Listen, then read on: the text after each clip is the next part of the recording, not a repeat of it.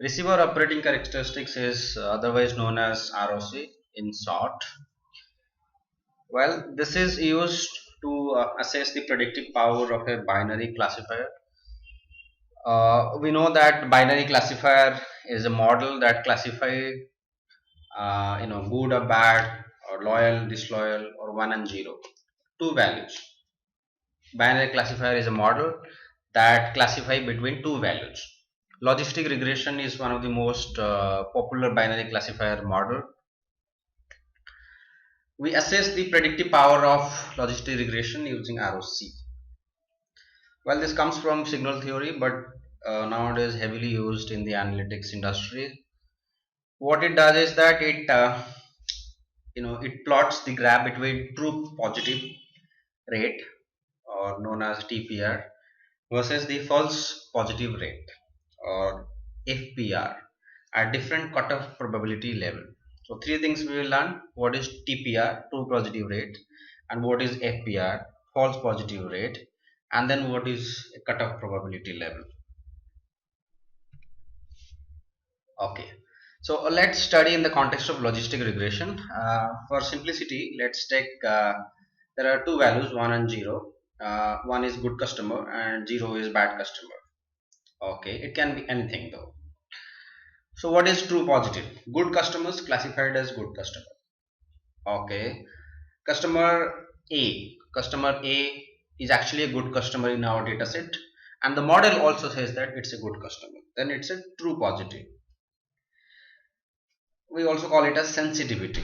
Okay, because that's very important for us, and if a model is able to do that, we benefit from it, right? Benefit from the model, so that's gives us profit. Then what is false positive? Bad customers are classified as good customers. The model classify the bad customer as a good customer. That's very bad, right? It gives us it's very problematic for us, and which produces loss for us, something that is unexpected, right? So the trade-off between true positive and false positive is what is seen in ROC. So we want more true positives and less number of false positive, right? Okay, so what is TPR and FPR? TPR and FPR are derived from true positive and false positive. Okay, TPR is true positives by actual number of positives. Okay, and FPR is false positives by actual number of negatives. This will be more clear when we take an example later on. I define something known as specificity. Specificity is otherwise also known as true negative rate, is true negatives by actual negatives. Okay, false positive rate is equal to 1 minus specificity, and hence ROC is nothing but the plot between sensitivity versus 1 minus specificity. Sensitivity versus 1 minus specificity. Okay, and what we plot, actually we plot the cumulative values, cumulative probability values. Let's take an example. Okay, so first see what is a cutoff probability. In logistic regression, we save the probabilities values, right? If you're modeling for probability of a good customer, we get probability that a particular customer is good, it's so and so. Let's have a cutoff value as 0.5. We can have it for we can have it as any value, 0.1, 0.2, 0.3, depending on the convenience. So anyone having a probability score greater than 0.5 is a good customer, less than that is a bad customer. Okay, and that is where we have fixed the cutoff probability. We can vary it. Okay, we can vary it though. In our example, there are 10 customers, 6 customers are good customers in our data, and 4 customers are bad customers in our data, and we have built a model using this data. Okay, in reality though we will have too many observations, but for simplicity let's say we have only 10 observations. 6 good customers, 4 bad customers. And here is a matrix you can see on the screen, where we have the actual versus the predicted values. In the columns you have the predicted, in the rows you have the actual. Okay, 1 and 0 and 1 and 0, both actual and predicted is there. The first one, the first box, you can see row 1 column 1, that's the true positive numbers. The actual is 1 and the predicted is also 1. How many cases are there? 5 cases are there. So that is the true positive case. Okay. Similarly, if we go to the next one, so the actual is 1 but the predicted is saying it's 0, right? So actual is 1 and predicted is 0. Similarly, if you go to the third one, here it is the actual is 0 but the predicted is 1. Okay, so actually is saying it's a bad customer, but predicted model is saying that it's a good customer. So that's again a mismatch. The last one, bad customer and predicted as bad as well. So essentially we would expect that the diagonal matrix, the first one and the last one, fourth one, these to be maximized. The mismatches happen here and here. We want these two matrices to be having very small values. We want higher values in this and in this matrix. Okay. From here we will compute what is TPR and what is FPR.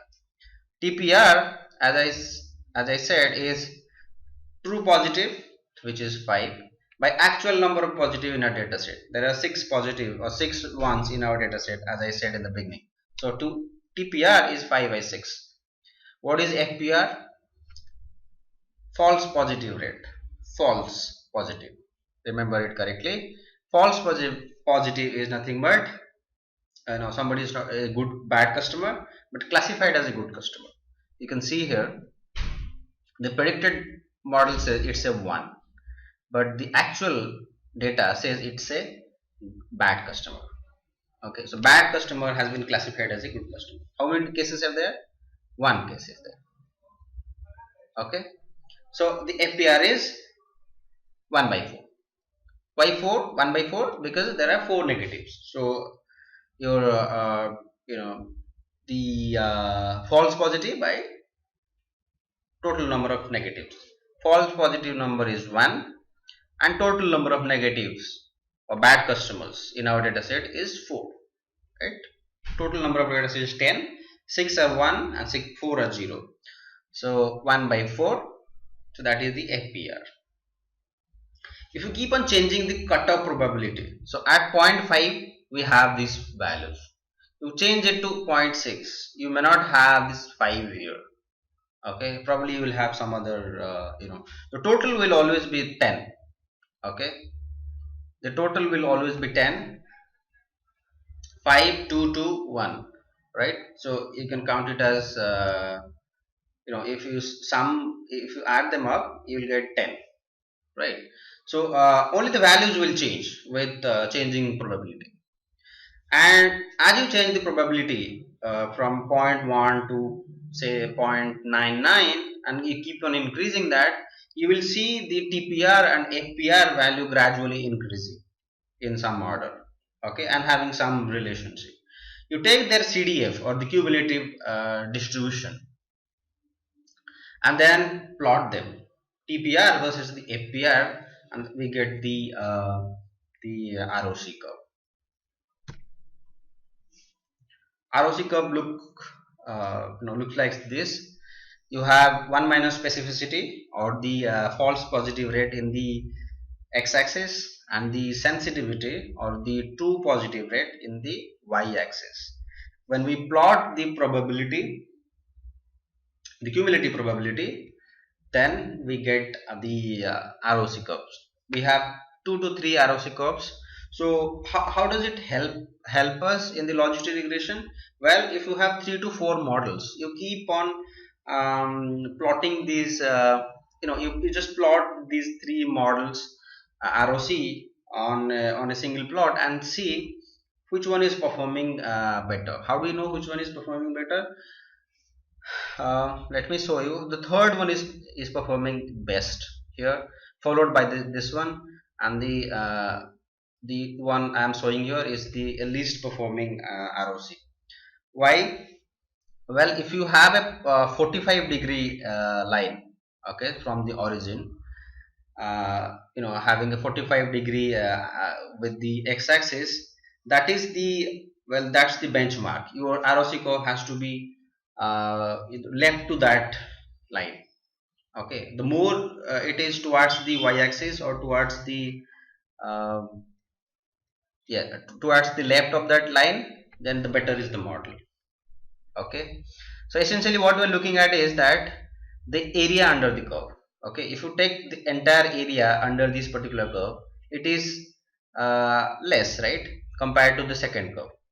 So the second curve, the entire area is more than the first one, and the third one is having highest area, right, this one. If you take the area and under this curve, it is the highest among these 3 curves. Area under the curve is otherwise known as C statistics. We know that more the C statistic, better is the model. Similarly, more the AUC or the area under the curve, better is the model. We compare ROC, and that's how we choose the best model out of several number of models. To summarize, ROC is is a statistic, or it's a plot basically, which is used to assess the logistic regression model. It's a plot between sensitivity versus 1 minus specificity, or in other words, true positive rate versus false positive rate. How can we draw it? We just need to have a matrix. We just need to see what is the true positive, false positive, and then we then get the TPR and FPR values, plot the cumulative probability to get ROC. Of course, if you are using a software, it will directly give it to you. We just need to know how to interpret it. We should ensure that the ROC or the curve that is having highest area under it is the best curve, or the model corresponding to that curve is the best model. Okay, if the AUC value or the C statistic is 0.5, then it's a baseless model, useless model. Okay, in that case, it will be just a 45-degree line to the x-axis. Okay, it should be more than a 0.5. The area under the curve can be maximum 1. Okay, it cannot be more than that, and most of the times it lies between 0.5 to 1. If it is more, better is the model. That's how we interpret ROC, or receiver operating character. In this video, I'll show you how to plot a ROC curve in SAS. Make sure you have gone through the video on receiver operating characteristics in the same channel. I have covered the theory about receiver operating characteristics or ROC curve in that video. Just to remind you, we use ROC curve to assess the predictive power of a logistic regression model. I have a logistic regression model here, wherein I have used the data for student admission in a college. Admit is my dependent variable, which has got 1 and 0. If a student is admitted, it has 1, else it's 0.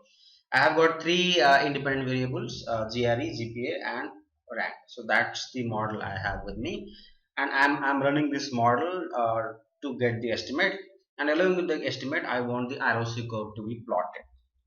Okay. The syntax, if you have gone through my video on logistic regression, you must be pretty much familiar with the proc logistic syntax. If you haven't, please go through the videos on logistic regression. Two things we need to add. Make sure you have the graphics on, ODS graphics on. and then use the option plots in the bracket only equal to arrow C. When we run this, you will have the logistic regression output. Along with that, you will also have the arrow C plot. I have already run it, so you can see the logistic output, followed by, at the very end, you will have the arrow C curve of the model. Okay, so how do we interpret it? Okay, the line that you can see on the screen is a 45-degree line, 45 degree to the x-axis. Well, that is a sort of a a lower bound for the arrow C. Okay, you cannot have a arrow C below this line. You need to have it to the left of that line, or to the upper side of the line.